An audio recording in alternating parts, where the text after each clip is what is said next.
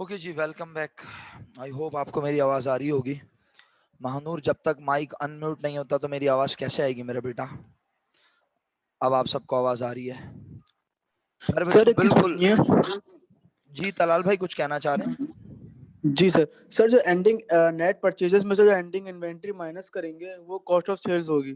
Sir, net purchases में से ending minus नहीं करूंगा, इस तरह ना बोले, बुरी बात होती है। ओपनिंग मतलब सेकंड इन्वेंट्री में कॉलम। मैं कह जी रहा जी हूं, मैं समझ कह रहा गया। हूं जुमला, आप उसको करेक्ट कर दें अगर समझना है।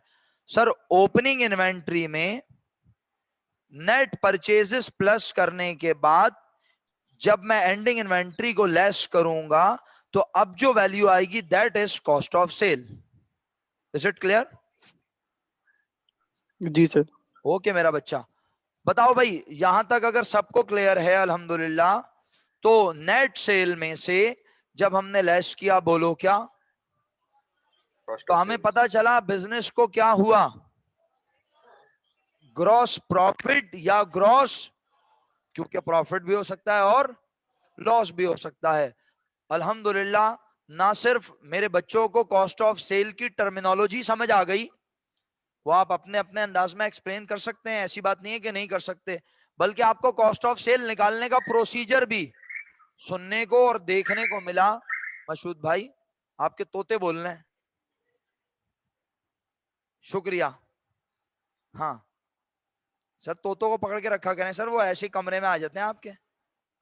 हाँ। अरे सर, तोते नहीं थे, चिड़िया बोल रही थी सर। अच्छा सर, आपके शौक ही अलग है, चिड़ियाएं पाली हुई हैं आपने। चले नहीं नहीं, वापस। मैंने नहीं पाली हुई सर। मैं पढ़ा लेता हूँ क्लास में, मेरा ख्याल है आज आज पढ़ा लेता हूँ, आप आएंगे फिर हम चिड़िया चिड़िया खेलेंगे। ओके। ग्रॉस प्रॉफिट वाला पॉइंट दोबारा बता रहे हैं, फरमाइशी प्रोग्राम है, रावलपिंडी से फरमाइश आई है। एक खातून कहती हैं सर ग्रॉस प्रॉफिट दोबारा बता दें। नहीं बेटा अरमान, ऐसे नहीं बोलते बेटा कि अगर माइनस में आया तो ग्रॉस लॉस, ऐसे तो रट्टाफिकेशन होता है ना। सिंपल सा फॉर्मूला है कि जिस सामान को हमने 5 लाख रुपीस में बेचा, अगर उसकी कॉस्ट 3 लाख रुपीस थी तो सीधा सीधा बिजनेस को, और जिस सामान को हमने 5 लाख रुपीस में बेचा अगर उसकी कॉस्ट थी 5,50,000, मींस बिजनेस को लॉस हुआ। क्या ख्याल है, ये ज्यादा अच्छा है? तो फातिमा, बातों बातों में ग्रॉस प्रॉफिट और ग्रॉस लॉस वाला पॉइंट क्लियर हो गया या नहीं? ग्रॉस प्रॉफिट पता चलता है with the help of net sales and cost of sales.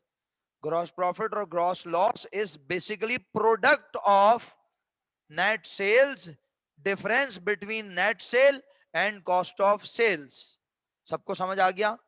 आपको इसको याद रखना है, पेपर में कोई भरोसा नहीं है कि वो आपसे एमसीक्यूज की शक्ल में पूछे कि gross profit is product of, gross profit is answer of, या ग्रॉस प्रॉफिट की अमाउंट कैलकुलेट करने को दे दे, क्वेश्चन में डेटा दे दे सेल से रिलेटेड और कॉस्ट ऑफ इंस्टॉलमेंट सेल से रिलेटेड। आपको cost of instalment sale calculator निकालनी पड़े, आपको सेल नेट सेल कैलकुलेटर पर निकालनी पड़े, और फिर आप डिफरेंस लेकर ग्रॉस प्रॉफिट की अमाउंट डिटरमिन करें, और फिर उस अमाउंट को अपने अवेलेबल ऑप्शंस में से सिलेक्ट करें कि कौन सा वाला प्रॉफिट है।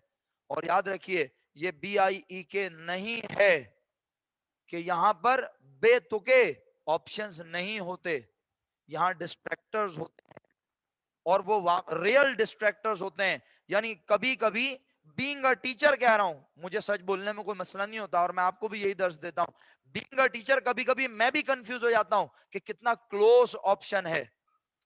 बहुत स्लाइटली डिफरेंस से पता चलता है कि यार ये नहीं, ये आंसर होना चाहिए। तो डिस्ट्रैक्टर का मतलब यही होता है कि जो आपकी डिस्ट्रैक्ट करे अटेंशन को। ऐसा तो नहीं है बिल्कुल बेतुके जवाब लिखें और आप उनको देख के बोले यार ये तो हो ही नहीं सकता। नहीं, बेशक मैं मानता हूं, चले कोई एक आंसर ऐसा हो सकता है जो बहुत ही बेतुका हो, ऑप्शंस आंसर नहीं ऑप्शंस, लेकिन भाई दो ऐसे ऑप्शन जरूर होते हैं जिसमें एक आंसर होता है और एक प्रॉपर डिस्ट्रैक्टर होता है जो कि बच्चे को कंफ्यूज करता है सही मायने में। और ये AQU भी O लेवल्स A लेवल्स में ही होता है ऐसा। बाकी BIEK की 5 ईयर उठाएं और आप उसको जरा देख, आप बोलेंगे मजाक है मजाक।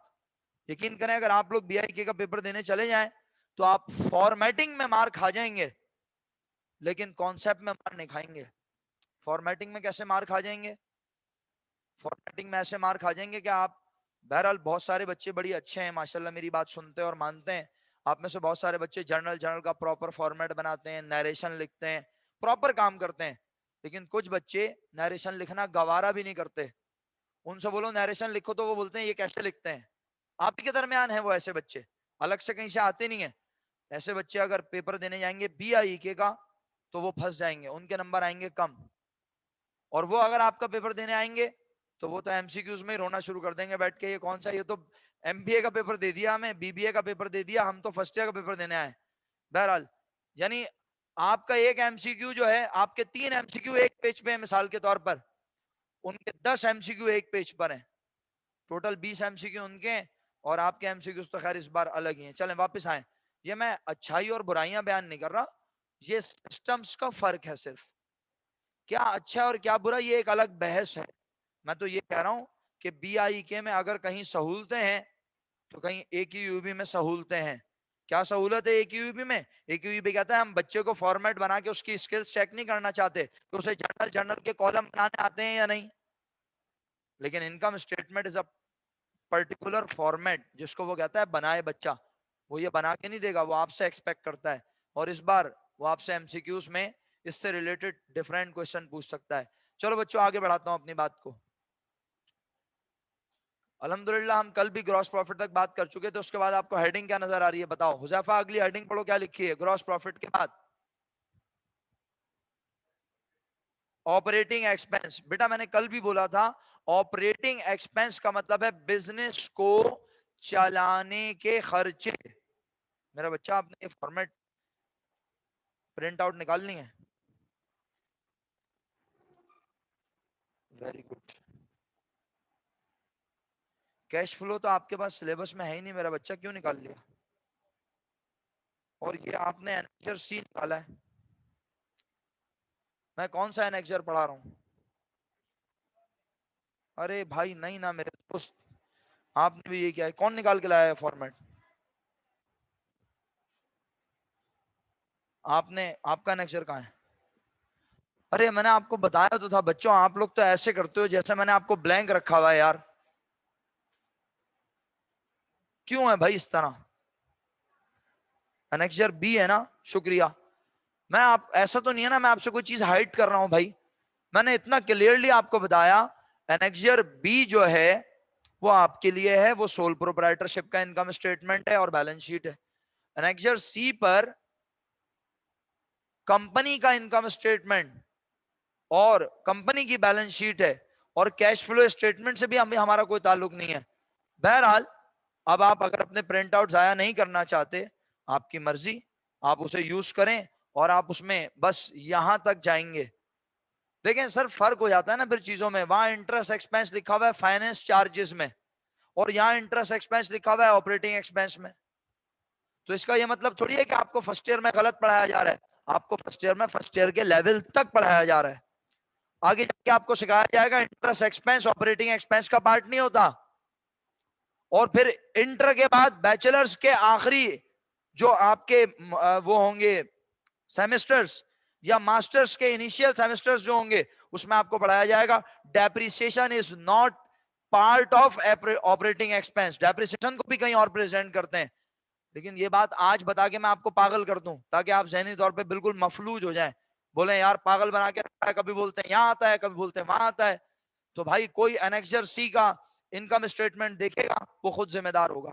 एनेक्जर C के इनकम स्टेटमेंट से हमारा कोई कंसर्न नहीं है मेरा बेटा, आप चेक कर लो अगर मैं गलत कह रहा हूं। फाइनेंस कॉस्ट के नाम से वहां पर लिखी हुई अमाउंट वो हमारा फाइनेंस कॉस्ट इंटरेस्ट एक्सपेंस होता है, बट फर्स्ट ईयर में हम बच्चों को उलझाते नहीं है। हमसे मुराद आपका बोर्ड भी, वो कहता है बच्चों को बस ये बताओ कि ये सारे बिजनेस को चलाने के खर्चे हैं। Operating expense are those amount, operating expense हमारे एक स्टूडेंट ने महक आदिल ने लिख के भेजा, operating expense are those expenses that are incurred while operating business. बिल्कुल सही, कारोबार को चलाने के खर्चे।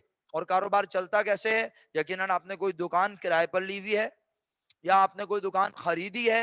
अगर दुकान खरीदी हुई है तो हर साल दुकान पे चार्ज होगा डेप्रिसिएशन। यूटिलिटी बिल आएंगे तो यूटिलिटी का होगा एक्सपेंस। मुलाजमीन रखे हैं तो मुलाजमीन को तनख्वाह देने से होगा एक्सपेंस। एडवर्टाइजिंग करने से होगा, पाकिस्तानी कस्टमर को बेचने से शक होगा कि शायद पैसे ना मिले तो होगा, नाम तो बाकी है पूरा, बैड डेट एक्सपेंस, याद आया? इसका मतलब है बहुत सारे, ऑफिस सप्लाईज को इस्तेमाल करने से होगा, पूरा नाम लीजिए, ऑफिस सप्लाईज एक्सपेंस, इसका मतलब है बहुत सारे एक्सपेंस होते हैं जो कि बिजनेस को ऑपरेट करते हुए इनकर्ड होते हैं, यानी वकू पजीर होते हैं। इनकर्ड का मतलब है उनकी एग्जिस्टेंस, उनका होना। तो बहुत सारे एक्सपेंस हैं, all these expenses are called operating expenses. तो क्या करना है मेरे प्यारे बच्चों, प्रोडक्ट को खरीदने और बेचने से सिर्फ ये मुनाफा हुआ जिसका नाम रखा ग्रॉस प्रॉफिट। अब इसमें से लेस करना है क्या, ऑपरेटिंग एक्सपेंस, और ऑपरेटिंग एक्सपेंस में सबसे पहले लिखा है, बोलो क्या, जनरल एक्सपेंसेस। उसके बाद लिखा हुआ है, उसके बाद लिखा हुआ है, सर ये क्या मजाक है, journal expense, marketing expense, administrative expense. भाई ऑफिस के खर्चों को, ऑफिस के खर्चों को 4 हिस्सों में बांटा जाता है, लेकिन ये क्लासिफिकेशन आपको बता रहा हूं, लेकिन ये क्लासिफिकेशन हमने करनी नहीं है, इसलिए बता रहा हूं कि आप मेरी बात सुनते भी हैं, समझना चाहते भी हैं और समझते भी हैं, तो इसलिए बता रहा हूं। वरना मैं स्ट्रेट बोल सकता हूं कि जितने खर्चे होंगे सारे यहां पे लिखेंगे, ट्रायल बैलेंस और एडजस्टमेंट से ढूंढकर सारे ऑपरेटिंग है, क्योंकि इस लेवल पर हम आपको खर्चों को अलग से लिखना सिखा ही नहीं रहे। अगर आप पूरे फॉर्मेट को देखें, इसके बाद आपको कोई खर्चा नजर नहीं आ रहा है, ये सारे एक्सपेंस आ गए, ये अदर इनकम आ गई और नेट प्रॉफिट आ गया। हमने इंटरेस्ट एक्सपेंस को भी यही लिखा हुआ है, तो इसका मतलब है और कोई खर्चा नहीं है। तो जान छुड़ाने के लिए कह सकता हूं ना कि सारे खर्चे यहां पर आएंगे, लेकिन ट्रांसपोर्टेशन एक्सपेंस यहां वो कॉस्ट ऑफ सेल का हिस्सा बन, परचेजेस भी हमारा, बोलो ना, परचेजेस भी हमारा वो कॉस्ट ऑफ सेल का हिस्सा बन, मर्चेंडाइज इन्वेंट्री ओपनिंग भी हमारा वो भी कॉस्ट ऑफ सेल का हिस्सा बन। तो अब जो हिस्सा नहीं बने वो सारे ऑपरेटिंग एक्सपेंस हैं। लेकिन बेटा अगर नॉलेज हासिल करना चाहते हो तो ये एडिशनल 2 जुमले सुनो। बिजनेस के ऑपरेटिंग एक्सपेंसेस को 4 कैटेगरीज में डिस्ट्रीब्यूट किया जाता है, 4 ज्यादा हो जाएंगी, मैं 2 करके बता देता हूं, मैं 4 को 2 की सूरत में बता देता हूं। एक है जनरल एंड एडमिनिस्ट्रेटिव एक्सपेंसेस, मैं 2 मिला के बता रहा हूं, अगर आप गौर से देखें, जनरल एंड एडमिनिस्ट्रेटिव एक्सपेंसेस आसान लफ्जों में ऑफिस को चलाने के, ऑफिस को ऑपरेट करने के तमाम खर्चों को कहते हैं। ऑफिस को कह रहा हूं, बार बार संभल के बोल रहा हूं, ऑफिस को ऑपरेट करने के तमाम खर्चों को जनरल एंड एडमिनिस्ट्रेटिव एक्सपेंस कहते हैं। अच्छा सर, तो फिर दूसरी कैटेगरी क्या है? दूसरी कैटेगरी का नाम है सेलिंग एंड मार्केटिंग एक्सपेंस। क्या बोला? दूसरी कैटेगरी का नाम है selling and marketing expense. Sir इससे क्या मुराद है? वो तमाम खर्चे जो हमारी सेल्स को प्रोमोट करें, मार्केटिंग कैंपेन्स पर जो खर्चे किए जाएं, बिलबोर्ड्स लगवाए जाएं, एडवर्टाइजिंग की जाए, अपने स्टाफ को सेल्स के कामों के लिए कमीशन दिया जाए, सेल को प्रोमोट करने के लिए मुख्तलिफ एग्जीबिशंस करवाए जाएं, उनके ऊपर खर्चे किए जाएं, सेलिंग स्टाफ की सैलरीज भी, ये सारे हमारे सेलिंग एंड मार्केटिंग एक्सपेंसेस कहलाते हैं। राइट नाउ हमें ये सब ड्रामेबाजी नहीं करनी, हमें ऑपरेटिंग एक्सपेंसेस को जस्ट जॉट डाउन करना है यहां उनके नामों से। अब मुझे इत्मीनान से बताओ, ग्रॉस प्रॉफिट में से लेस होने हैं, बोलो क्या, और वो हमें आमतौर पे क्वेश्चन में एक नाम से गिवन, बहुत सारे नाम होते हैं तो हम हेडिंग बनाकर एक कॉलम पीछे उन्हें जॉट डाउन करेंगे, लिस्ट डाउन करेंगे, तो इसीलिए एक कॉलम पीछे आए। समझ आ रहा है? एक कॉलम पीछे आना नहीं समझ आ रहा तो बिला झिझक बोले नहीं आ रहा, मैं समझाऊंगा। मैं कह रहा हूं इसमें से लेस करना है क्या, ऑपरेटिंग एक्सपेंसेस का सम, और हमें ऑपरेटिंग एक्सपेंस का सम इस वक्त नजर, तो मैंने सारे ऑपरेटिंग एक्सपेंसेस को एक कॉलम पीछे पहले लिस्ट डाउन किया, जॉट डाउन किया, और फिर इनका टोटल मैंने ऑपरेटिंग एक्सपेंस, इस लाइन से हमें कोई गर्ज नहीं है, हम कोई लाइन ड्रॉप नहीं करेंगे, हमें ये लाइन ब्लैंक छोड़ने की जरूरत नहीं है, हम टोटल ऑपरेटिंग एक्सपेंस को यहीं लिखेंगे इस जगह, ठीक है, और फिर अमाउंट को यहां प्लेस कर देंगे ऑपरेटिंग एक्सपेंस। सर इस पे ब्रैकेट क्यों लगी हुई है? क्योंकि इस ऑपरेटिंग एक्सपेंस को क्या करना था, जैसे कॉस्ट ऑफ सेल को भी करना था, बोलो क्या, किस में से, किस में से, इसी तरह ऑपरेटिंग एक्सपेंस को भी करना है। किस में से? ग्रॉस प्रॉफिट में से। तो हमें पता चला ग्रॉस प्रॉफिट में से जब इसे माइनस करते हैं प्यारे बच्चों, यहां नाम नहीं लिखा हुआ, लेकिन मैं आमतौर पर बोलता हूं, पढ़ाता हूं, समझाता हूं, और बुक में भी आप चाहें तो देख सकते हैं। हम इसे कहते हैं ऑपरेटिंग प्रॉफिट। क्या कहते हैं मेरा बेटा? ऑपरेटिंग प्रॉफिट, और ऑपरेटिंग लॉस भी कह सकते हैं। सर जो यहां लिखा हुआ नजर नहीं आ रहा उसके बारे में बोल रहा हूं, अल्लाह करे आप मेरी बात सुन रहे हो। प्रॉफिट में से लेस करते हैं मेरे बच्चों क्या? ऑपरेटिंग। तो याद रखना ऑपरेटिंग एक्सपेंस जो है लेस करने के बाद मेरे पास जो वैल्यू आती है उसका नाम ऑपरेटिंग प्रॉफिट होता है। बिजनेस को ऑपरेट करने से जो फायदा या नुकसान हुआ, ऑपरेटिंग प्रॉफिट या ऑपरेटिंग लॉस। सर हमें लिखना है या नहीं? बिल्कुल आप लिखिए, वरना ऐसे ब्लैंक छोड़ेंगे तो आप ब्लैंक रह जाएंगे। सही है, फॉर्मेट को जरूर फॉलो कर रहे हैं, लेकिन आप यहाँ ऑपरेटिंग प्रॉफिट मेरे पास प्रैक्टिस करते हुए लिखेंगे, और ये अभी फिलहाल आप अपनी आदत रखेंगे। मजीद आगे बढ़ता हूं। उसके बाद सर अब नेट प्रॉफिट नहीं कहलाएगा ये? नहीं सर, नेट प्रॉफिट नहीं कहलाएगा, क्योंकि अभी आगे हम आपको और चीज बताने लगे हैं। हाँ, अगर मैं ये एज्यूम कर लूं तलाल, आपकी बात फर्ज करके, कि मुझे अब ट्रायल बैलेंस में और कोई एक्सपेंस और इनकम नजर ही, मुझे ट्रायल बैलेंस में और कोई इनकम नजर नहीं आ रही, तो तलाल भाई मैं आपकी बात से एग्री करता हूं, फिर मैं इसको ऑपरेटिंग प्रॉफिट के बजाय डायरेक्ट नेट प्रॉफिट कह दूंगा। लेकिन अभी इसको नेट प्रॉफिट नहीं कह सकता, क्योंकि मेरी एजम्पशन के मुताबिक यहां फॉर्मेट में और चीजें मौजूद हैं। आइए जरा हेडिंग देखिएगा सर, क्या हेडिंग लिखी हुई है? Add other income. अच्छा, अब मजे की बात है कि वो जो आपने सेल्स पर दिया था डिस्काउंट, एकदम मैंने बात चेंज की है, जरा दिमाग हाजिर करें, पहले पहले अपने आप को नॉर्मल करें और फिर सोचें मैं क्या बोल रहा हूं। वो जो हमने दिया था सेल्स पर, उस सेल डिस्काउंट को तो हमने यहां प्रेजेंट, तो फिर वो सेल डिस्काउंट प्रेजेंट कहां होगा? सोचो इत्मीनान से, वो सेल डिस्काउंट कहां प्रेजेंट होगा? सोचो इत्मीनान से, आप बता सकते हो सब लोग, आप सब जवाब देने के काबिल हो। जी मनाहिल, कहां प्रेजेंट होगा?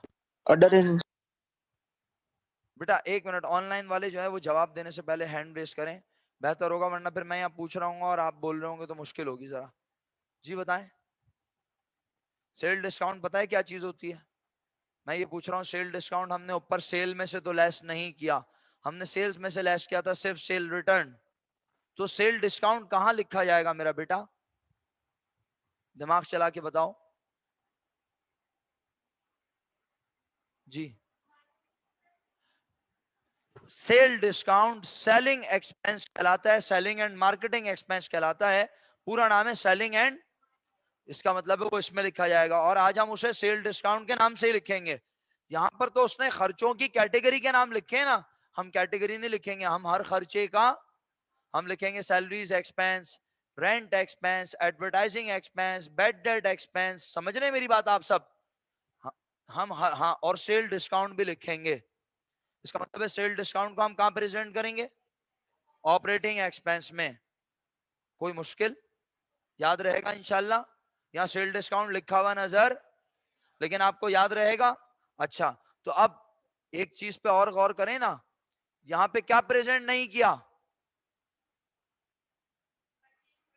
आवाज नहीं आई? परचेज। वेरी गुड, शुक्रिया आपका बहुत बहुत। लेकिन ऑनलाइन वालों के पास से जवाब जरा देर में आए और कम आए। हमने परचेज लिखते हुए परचेज में से परचेज डिस्काउंट को माइनस नहीं किया, क्योंकि परचेज डिस्काउंट को हम आज समझ रहे हैं बिजनेस के लिए इनकम के जैसा। हम कह रहे हैं परचेज डिस्काउंट हमारे लिए इनकम के जैसा है, तो उसकी रिपोर्टिंग, उसको यहां प्रेजेंट करने के बजाय हमें हमें हमें हमें हमारा बोर्ड, हमें हमारा आई कैप का इदारा बता रहा है कि हमें उस डिस्काउंट को इनकम में प्रेजेंट करके दिखाना है। तो परचेज डिस्काउंट यानी माल खरीदा और उस पर हमें मिला, बोलो क्या? तो डिस्काउंट मिला या दिया? तो उसको कहते हैं डिस्काउंट रिसीव, और हमने इसको डिस्काउंट रिसीव के नाम से ज्यादा पढ़ा, किस नाम से पढ़ा है? परचेज। तो हम यहाँ परचेज डिस्काउंट लिखेंगे अदर इनकम में। कोई सवाल बेफिक्र होके पूछ सकते हैं। परचेज डिस्काउंट कहां प्रेजेंट होगा बेटा? परचेज डिस्काउंट कहां प्रेजेंट होगा? अदर इनकम में। अच्छा, अब मजे की बात यह है, अदर इनकम की हेडिंग कब डलेगी? जब सवाल में अदर इनकम एक से, और अगर एक ही हो सर तो फिर हेडिंग डालने की जरूरत, अदर इनकम लिखकर उसकी डायरेक्ट अमाउंट इसके नीचे लिखकर उसमें कर देंगे प्लस। लेकिन अभी आप सब देख सकते हैं मैंने अदर इनकम में कितनी चीजें लिखी हुई नजर आ रही हैं। पहली, समझाने की जरूरत, उसके बाद कमीशन इनकम को अदर इनकम क्यों कह रहे हैं? क्योंकि असल में बिजनेस ट्रेडिंग है, माल खरीद के बेचते हैं और प्रॉफिट कमाते हैं, लेकिन साथ साथ कुछ लोगों को कंसल्टेंसी भी प्रोवाइड करते हैं और उस पर लेते हैं, वो कमीशन भी हमारे बिजनेस की हुआ, तो उसे हमने अदर इनकम में प्रेजेंट किया। इसी तरह हमने अगर अपने प्रेमिसेस के कुछ हिस्से को रेंट आउट किया हुआ है तो उस पर हमें क्या मिलेगा? अब इंटरेस्ट मिलेगा। ऐसे जाहिलीन है, रट्टाफिकेशन के माहिरीन और जाहिलीन, हद होती है। मतलब जब हम अपने प्रेमिसेस को रेंट आउट करेंगे तो हमें अपने प्रेमिसेस को रेंट आउट करने पे इंटरेस्ट मिलेगा। नहीं नहीं, इंटरेस्ट आज से नहीं आई है मार्केट में, हमें इंटरेस्ट मिला करेगा। मतलब जो सामने हो बस वो पढ़ना है, चीखें मारनी है, बाकी टीचर जो है वो कुछ भी पूछ रहा हो इससे क्या फर्क पड़ता है। हमें तो, हमारा तो इंटरेस्ट ही कहीं और है। तो फिर क्या मिलेगा? आज से रेंट मिलेगा। चलें ठीक है, अब आप कह रहे हैं तो मैं दुरुस्त कर लेता हूं अपने आप को, वरना मैंने ये नई लॉजिक समझने की कोशिश कर ली थी, माइंड सेट कर लिया था। मैंने बोला आइंदा से अपनी प्रॉपर्टी रेंट आउट करने पे इंटरेस्ट मिला करेगा। तो बेटा रेंट इनकम भी हो सकता है। यहां पर कोई रटी रटाई इनकम थोड़ी लिखते हैं, हम पढ़े लिखे लोग हैं भाई अल्हम्दुलिल्लाह। आप खुद को ऐसा नहीं समझते क्या? समझा करें बेटा, ऐसे समझेंगे तो आहिस्ता आहिस्ता ऐसे होंगे ना, वरना तो आप ऐसे ही रहेंगे हमेशा थके हुए। बेटा रेंट इनकम भी हो सकता है, कंसल्टेंसी इनकम भी हो सकता है, कमीशन इनकम तो लिखा हुआ है, फी इनकम भी हो सकता है, कोई भी इनकम हो सकती है, ठीक है। और आखिर में यहाँ क्या लिखा है? बैंक में पैसे रखवाए हुए उस पे मिल रहा है इंटरेस्ट, और इंटरेस्ट इनकम लिखी है। ये तीनों ना हो, आगे बढ़ जाओ, वेरी गुड। जैसे सब तुम्हें बोलते हैं चलो शास आगे बढ़ो आगे बढ़ो आगे बढ़ो, और इस चक्कर में तुम आगे नहीं बढ़ सके, पीछे रह गए। अबे नहीं ना, आगे क्या बढ़ जाओ बेटा, फिर इसको नाम दे देंगे, बोलो क्या? फिर और कुछ करने की जरूरत ही, लेकिन हमने देखा में अदर इनकम दी हुई है आज सवाल में। तो अदर इनकम को हम एक से ज्यादा है तो पहले एक कॉलम पीछे लिख के क्या किया? सबको आपस में प्लस किया, और फिर सम को यहां लिखा ऑपरेटिंग प्रॉफिट में। अदर इनकम हमारे ऑपरेटिंग प्रॉफिट को बढ़ाएगी या कम करेगी? तो हमने उसे ऐड कर दिया, और फाइनली हमें बिजनेस का पता चल गया, नेट प्रॉफिट। सर ये स्लैश लगा के क्या लिखा है? अगर प्रॉफिट होगा तो पॉजिटिव, और अगर बिजनेस को हुआ तो वो नेगेटिव में होगा, ब्रैकेट में इस तरह से। दोनों हो सकते हैं एक साथ? मैंने कहा हो सकता है कोई टेक्नोलॉजी आ गई हो, जब हमें रेंट आउट करने पे इंटरेस्ट मिल सकता है तो बिजनेस में प्रॉफिट लॉस भी एक साथ। सर हाँ यहाँ हो सकता है, दोनों साथ लिखे हुए। क्यों भाई तलाल, दोनों साथ लिखे हुए दोनों हो सकते हैं? नहीं, या तो होगा नेट नहीं प्रॉफिट सर। या फिर होगा नेट लॉस। बहुत बहुत शुक्रिया आप सब लोगों का, हमने अल्हम्दुलिल्लाह इनकम स्टेटमेंट के फॉर्मेट को समझ लिया है। इसके बाद बैलेंस शीट का फॉर्मेट है, लेकिन वो आपका दिमाग अब उसे समझने के मुतहम्मिल नहीं हो सकता। मतलब आपकी सलाहियतें जवाब दे चुकी हैं, आप पहले से बहुत थके हुए हैं, आप मजीद थक जाएंगे, मैं आपको थकाना नहीं चाहता, लेकिन वक्त मुझे इस बात की इजाजत नहीं देता कि मैं आपको छुट्टी दूं। तो सर फिर क्या करें? हम इनकम स्टेटमेंट बनाने का आगाज करेंगे किसी क्वेश्चन का। सर किस क्वेश्चन का? सबसे पहला सवाल हमारी जिंदगी का, बिस्मिल्लाहिर्रहमानिर्रहीम। फॉर्मेट बार बार आपके सामने लाता रहूंगा, नकल मारने का लाइव एहतमाम है। नकल जी खुद ही बनाना है, अगर आप बोलेंगे तो मैं बना दूंगा, लेकिन अगर आप खुद बनाएंगी, अपने हाथ से बनाएंगी, ज्यादा सवाब मिलेगा। मैं भी बना देता हूं अगर आप बोलती हैं यहाँ पर। तो क्वेश्चन 27 हमारे सामने है, हम बनाएंगे इस सवाल का इनकम स्टेटमेंट। बिस्मिल्लाहिर्रहमानिर्रहीम, इसका मतलब होता है शुरू कर दिया है आपने काम। सर दोबारा बोलो। नो प्रॉफिट नो लॉस, नील, सन्नाटा। अपना नाम भी लिख सकते हैं अगर चाहें तो। प्यारे भाई एक मिनट, हौसला हौसला। इनकम स्टेटमेंट बनाने वाले खवातीनों हजरात से दरखास्त है, जरा लाइनें हल्के हाथ से ड्रॉ करें, हल्के हाथ से ड्रॉ करें लाइनें। बहुत ज्यादा मतलब जिस तरह से आप लाइन खींच रहे हैं ऐसा लग रहा है आप बिल्कुल रजिस्टर पे दूसरी तरफ लाइनें नजर आनी शुरू हो जाएंगी। बहुत लाइटर लाइट, यानी सर आपको अगर प्रैक्टिकल, सर एक मिनट जवाब दे रहा हूं, अगर आपको प्रैक्टिकल किसी बिजनेस का इनकम स्टेटमेंट दिखाऊं मेरे बच्चों, तो उसमें ये लाइनें होती नहीं है।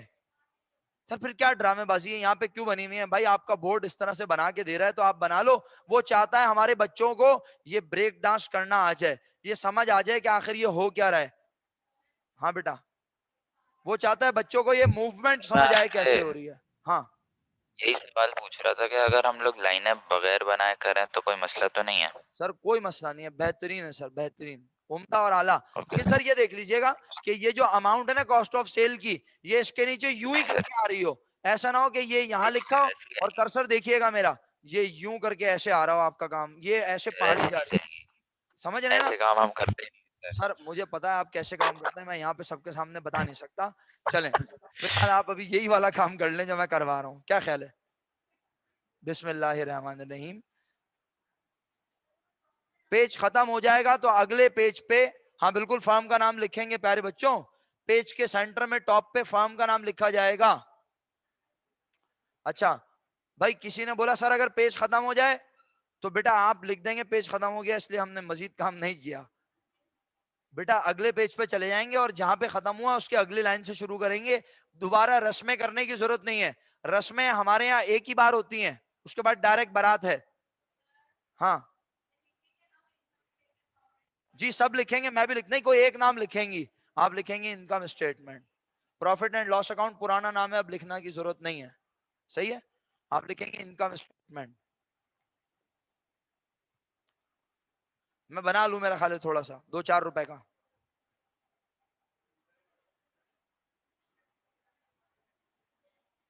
ये क्या 10 मिनट रहेगा? दोबारा आना पड़ेगा आप सब लोगों को मीटिंग में। इंडेक्स का पेज लीव कर दें, और अगर नहीं किया तो कोई बात नहीं, इसके बाद कर दीजिएगा। छोटा सा इंडेक्स बना लीजिएगा, ज्यादा नहीं करवाऊंगा सवाल, मुझे पता है बहुत सारे सवाल हैं।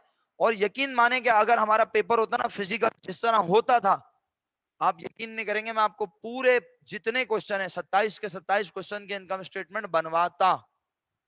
लेकिन हमारा पेपर इस बार एमसीक्यू बेस है, हमें इस बार ये सोचने और समझने पे गौर करना है कि कहाँ क्या प्लस क्या माइनस होके क्या बनता है, बजाय इसके कि अब हम फॉर्मेट को रटें। हमें फॉर्मेट रटना नहीं है, लेकिन हमें पता होना चाहिए कि ओपनिंग इन्वेंट्री की क्या चीज होती है, नेट परचेज। ओपनिंग और नेट परचेज ऐड होने के बाद क्या लेस होता है, मर्चेंडाइज इन्वेंट्री एंडिंग। हमें ये सब पता होना चाहिए, वरना हम एमसीक्यूज में मार खा जाएंगे, पीछे रह जाएंगे। जी प्यारे भाई,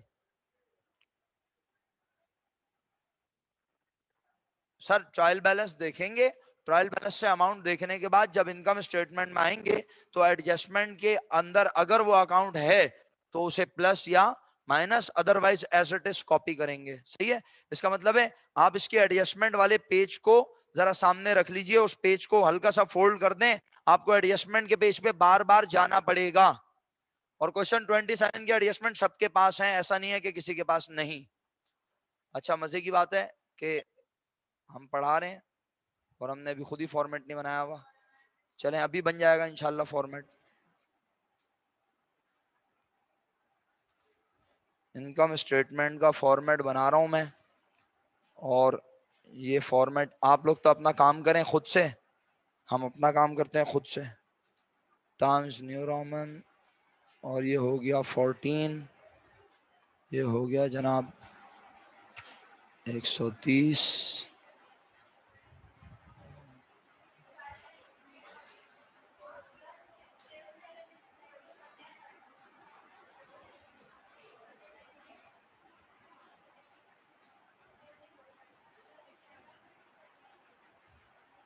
अल्लाह,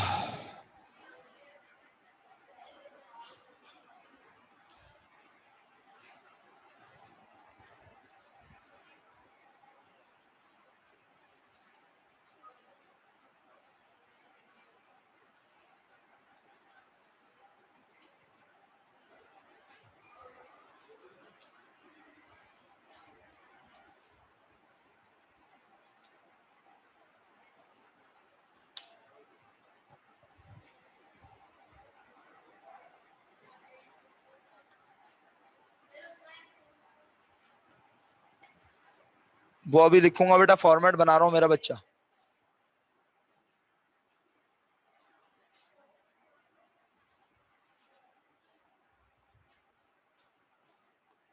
कौन सा क्वेश्चन अटेम्प्ट कर रहे हैं हम?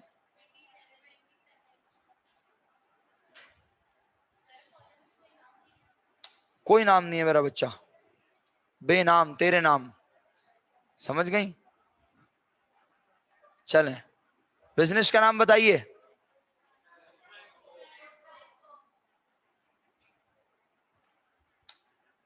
बिजनेस का ईयर कब एंड हो रहा है? दिसंबर 31st 2010। ये फॉर्मेट है आपके सामने। आप मुझसे 1 2 4 कदम आगे चलना चाहते हैं, जरूर चलें, बाखुशी चलें। मैंने फॉर्मेट इसलिए बना दिया ताकि अगर कोई बच्चा ना चल सके तो हम सहारे का बाइस बने। वैसे हमने समझाने में आखिरी हद तक कोशिश की है कि हम आपको समझा सकें, बट क्या कर रहे हो मेरा बच्चा? क्या हुआ? वीपी की मीटिंग में क्या डिसाइड हुआ?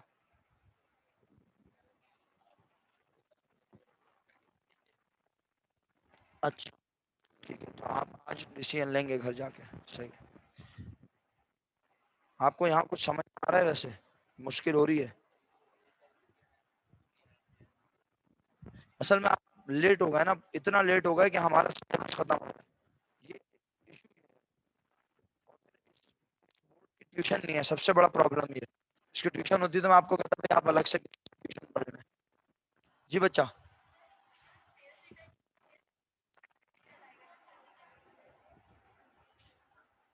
जहाँ सेल रिटर्न आता है वहीं से रिटर्न आएगा, जहाँ परचेज रिटर्न आता है वहां परचेज रिटर्न आएगा। तो फिर सेल्स डायरेक्ट कहाँ जाएगी? दोबारा बोले, अगर हो तो, और ना हो तो सेल में से सेल रिटर्न ऐसे ही लिख के 0 माइनस करूं? सिंपल।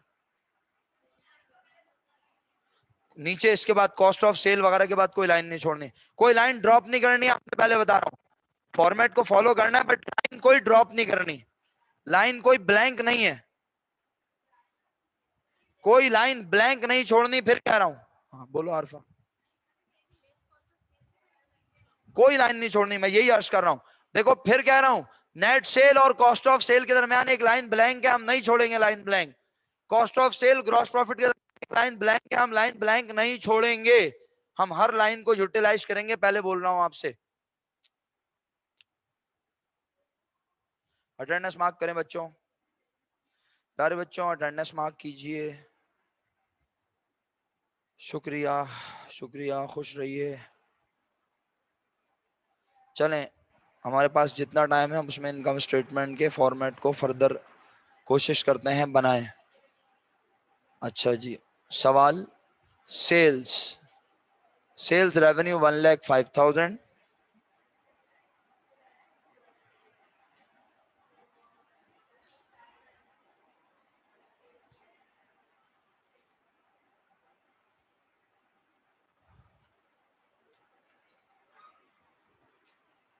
सेल्स रिटर्न नहीं है ना क्वेश्चन में? तो मेरा ख्याल है आप सबको ये बात क्लियर है कि आपने सेल्स रेवेन्यू नेट लिखकर ब्रैकेट में इसे एक्सट्रीम राइट साइड पे प्लेस किया है। मेरा ख्याल है मैं यहाँ पर डबल लाइन लगा दूं ताकि आपको समझ आ जाए कि यहाँ पर हमारा फॉर्मेट मुकम्मल हो रहा है।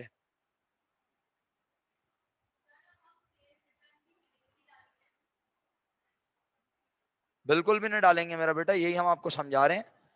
हम सिर्फ सेल्स लिखेंगे और उसी के आगे स्लैश लगाकर या ब्रैकेट लिख देंगे कि यही हमारी नेट सेल्स है। शहीर साहब क्लियर है मेरी बात? सर जी, सर हम किसी किस्म का करेंसी साइन भी नहीं डालेंगे क्या? करेंसी साइन हम रुपीस का यहाँ पे डाल सकते हैं, इस जगह ऊपर अगर हम चाहें कॉलम के, हर कॉलम के ऊपर हम रुपीस का करेंसी साइन, यहाँ पर मैं बता देता हूँ, अगर आप करेंसी साइन डालना चाहें तो ऐसे डालेंगे रुपीस, और ये आपको आपके बोर्ड में डाल के देता है फॉर्मेट जब बना के देता है, सही है। लेकिन फिलहाल हम अभी कोई करेंसी साइन नहीं डलवा रहे, आप डालना चाहें डाल दें वरना जरूरत नहीं है, मैंने अर्ज किया। आप लिखना चाहें तो आप लिख सकते हैं, अगर आप ऊपर तीनों कॉलम पे रुपीस लिखना चाहें लिख सकते हैं। फॉर्मेट में आऊं तो फिर मैं सॉल्व कैसे करूंगा अगर फॉर्मेट यहां मैं सॉल्व ही ना करूं। चलो तुम्हारे पास तो फॉर्मेट वैसे भी है ना, तुम वहीं से देख के कर लो। ये ऑपरेटिंग प्रॉफिट तक यही है, ऑपरेटिंग प्रॉफिट हम तक। लोग sales revenue slash net sales लिखते हैं। दोबारा बोलो। Sir sales revenue slash net sales लिख दो। Sales revenue slash net sales बिल्कुल लिख सकती हो मेरा बेटा।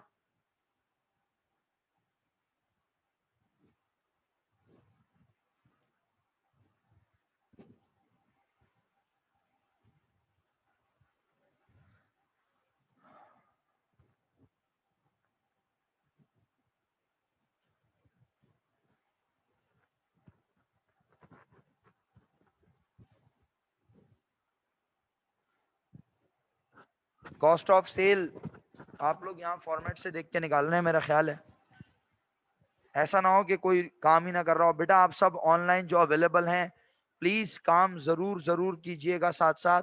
और मीटिंग को रीज्वाइन कर रहे हैं आप सब लोग, सही है? आप सब मीटिंग को रीज्वाइन कर रहे हैं।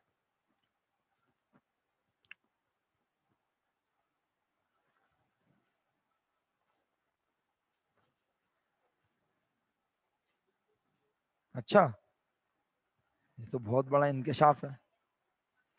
इस सवाल की एडजस्टमेंट कहाँ चेक करो जाके,